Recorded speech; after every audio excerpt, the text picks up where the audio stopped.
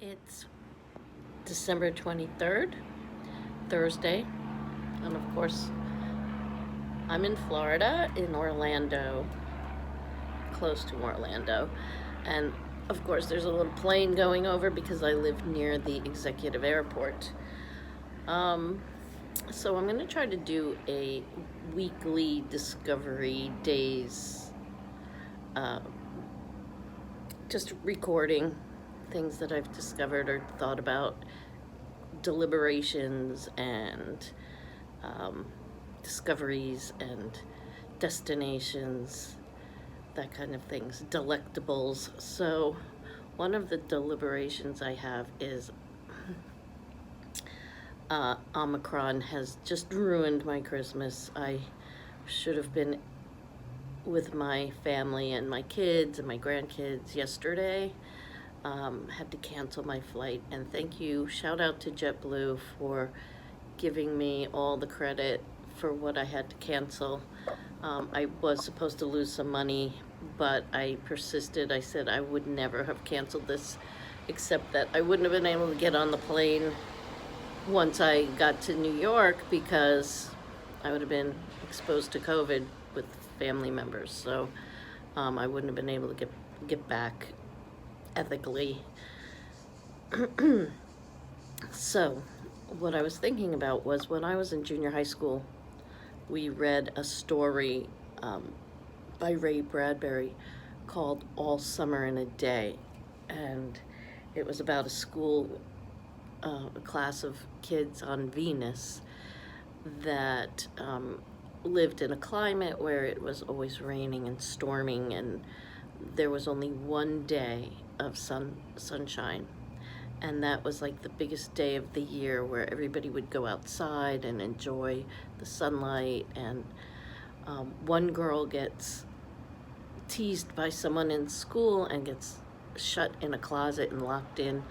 And she gets stuck and nobody knows she's in there except the kid who locked her in. And all of a sudden everybody's outside enjoying the sunlight and she's stuck in the closet and can't enjoy the sunny day that only comes once a year.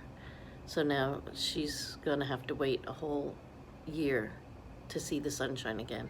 And that's what I was thinking it feels like, because Christmas Day just is like a magical, different kind of day for the whole year. It's like, a big cooking event. It's a big gift-giving event. It's, kind of magical for the little kids. The tree and the lights. I mean, the Christmas tree and the lights just doesn't cut it by January.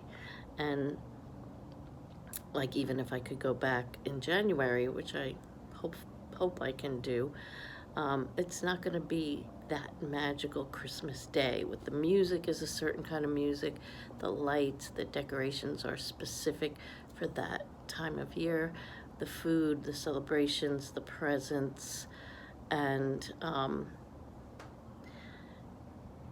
even reading my aunt's diaries from the 1930s, she was going through so much difficulties and depression and problems of no money and no job, and her mother was sick and her father had no job, was losing property, and it was just such a depressing time. Her boyfriend kind of ghosted her, and yet every time it was Christmas, it was like that day kind of just glossed over all the bad, the happiness, and it was almost like a reprieve, a break in the middle of the difficulties. So I was thinking that, like, what am I going to do for Christmas? I was going to cook this big meal and have these presents. My suitcase is packed with gifts, and I just feel like all summer in a day. Now I have to wait another year to experience Christmas with my family. And I had booked these tickets back in April because I thought, well, I know I'll go see them for Christmas. And I had some money in a travel bank in JetBlue, and I had to book the tickets. So I booked it for Christmas. I thought, oh, things should be dying down by then, and actually had a real strong urge to go to see them at Halloween time. And I kept thinking, oh, I'm going at Christmas. I don't need to go at Halloween. But it was almost like this voice in my head saying, go now, go now. So I went and had a great time at Halloween. And I'm glad I did, because I would have been really mad at myself for not going. Okay, so on to, that's my deliberations for the day. On to Delectables, Discovery Delectables. This is something that, speaking about once a year, this is something I discovered, was it 2 years ago? My mother and I were in St. Augustine, and at the St. Francis Inn in St. Augustine, and on the counter they had these Hershey's Kisses, but they had a different kind of red,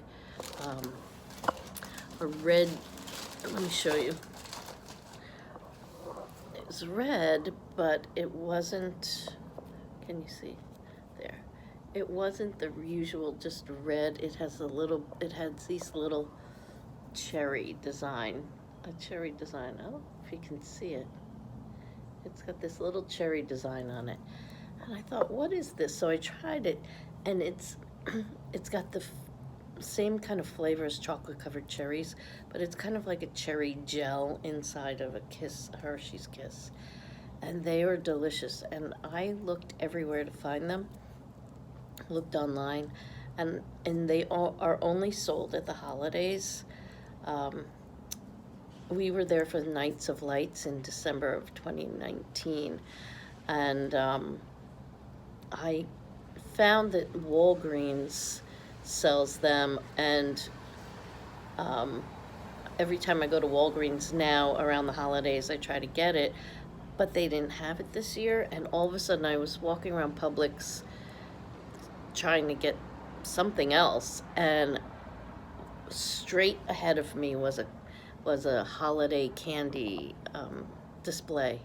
And what did I see? This package with it's called Cherry Cordial Hershey's Kisses. Now it's hard for me to show it because how do I show that? Cherry Cordial Hershey's Kisses. It's a like a hot pink bag. It's got snowflakes and holly leaves, and like it shows like the cherry stuff oozing out of the chocolate kiss.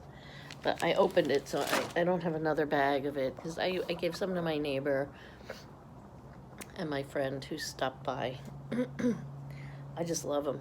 I wish I could get them year round, but it makes it special. So at least for my Christmas, I had cherry cordial. I discovered chocolate wine, which I thought, I'm a wine person. I was a wine importer, and I thought chocolate wine's gotta taste like crap, But I like Bailey's Irish Cream. So I went to a book club dinner party. Everybody was vaccinated. It was just 6 of us, and someone brought ChocoVino, I think it was. ChocoVine. I know it's Choco, and then VIN, and I don't remember the last letter, whether it's EO. And it was really good. It was almost like a dark chocolate. Well, they have a dark chocolate flavor. They have a chocolate raspberry flavor. They have a whipped cream chocolate flavor, and then they have the milk chocolate. And it's made with a red wine, like a Cabernet. So it's kind of like a Bailey's, but it's not, well, the one I had was just the milk chocolate. I'm wondering if the whipped cream chocolate tastes more like Bailey's, like a creamy cocoa. I want to get one of each today, and I'm going to give some of my neighbors and good friends the chocolate wine for Christmas. Since I'm home, and I'm not going to be giving my gifts to my kitties, I think I'm gonna get that. And it was really quite good. It wasn't as heavy as Bailey's. Bailey's is kind of thick and creamy. It was almost like a chocolate, and it wasn't syrupy. It was almost like a chocolate cream, as if a chocolate bar melted with wine, or you melted a chocolate bar in wine and drank it. So that's something that I discovered for Christmas. And then I started getting some press releases about what's going on in Central Florida, since I live in Central Florida. And there were a couple of interesting things that I found. It's Polk County. Polk County is near Orlando. It's almost like you don't know that you've entered a different county, except that it's kind of more open, not as glitzy. But you do have, in Polk County is where Legoland is, and and Gatorland. So there are, in Crayola, the Crayola experience. When my grandson came here, we didn't go to Disney because his mother couldn't come, so we went to Legoland and the Crayola experience in Gatorland, and he loved it. He was a kid who likes to draw, and he loves wildlife, so he enjoyed seeing the gators and the hippo and everything there. And Crayola experience is in a shopping center, and you wouldn't know that it was there. It's very reasonably priced. They have a lot of Crayola products to buy, but it was really creative. There were digital things to do. There was just plain old coloring to do. There was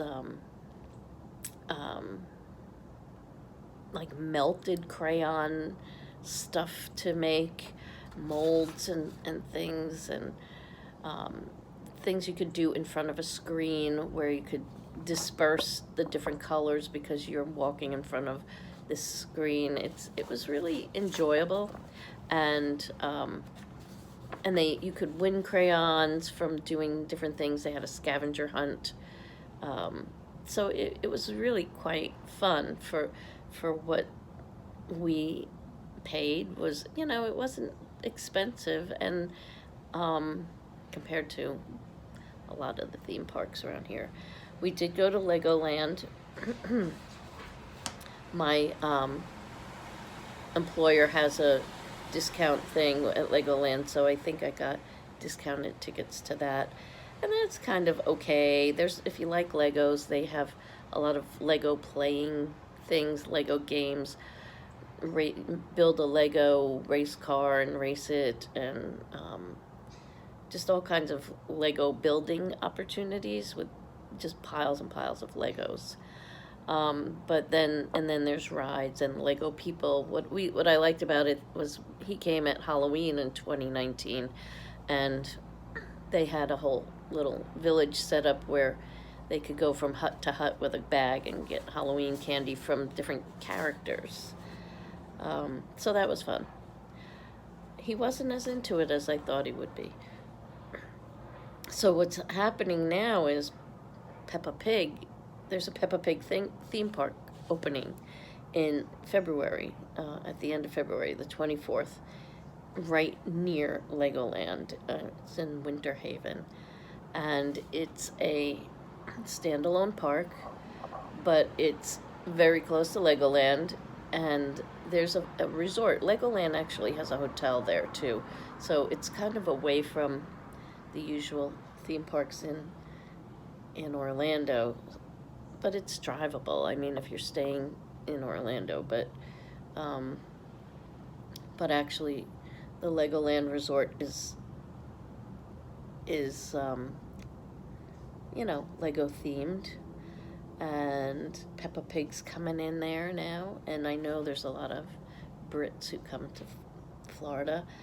But the funny thing is that right before the Peppa Pig place opens, Lego, well, there's a Lakeland.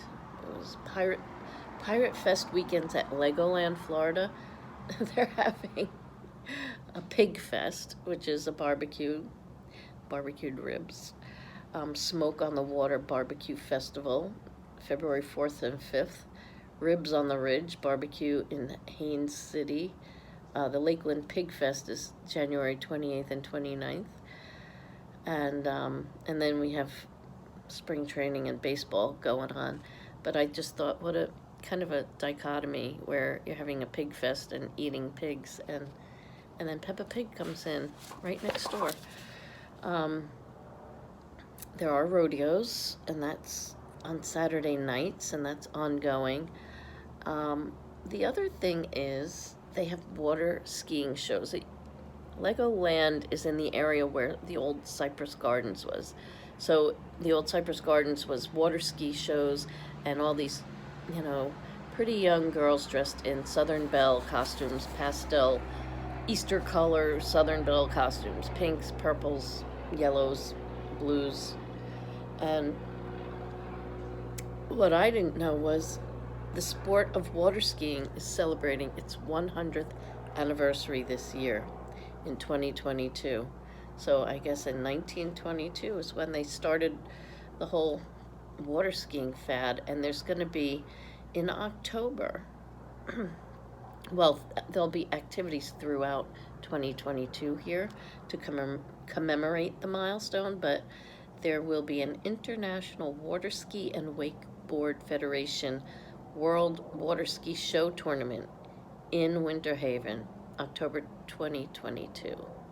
So there are water skiing shows done by the Cypress Gardens water ski team every third Saturday. So if you're in Florida, the third week of the month, think about going to see the water skiing show. And in October there'll be a big water skiing festival. Anything else? There's glamping at the Safari Wilderness Ranch. I wonder what kind of wilderness is there. There's always going to be alligators around here somewhere. But yeah, glamping accommodations in December. Guests can experience classic safari or premium safari camping options. So I'll put links to that with this, and hopefully this was helpful. My destinations, Delectables and Deliberations. I'll talk to you soon. Bye.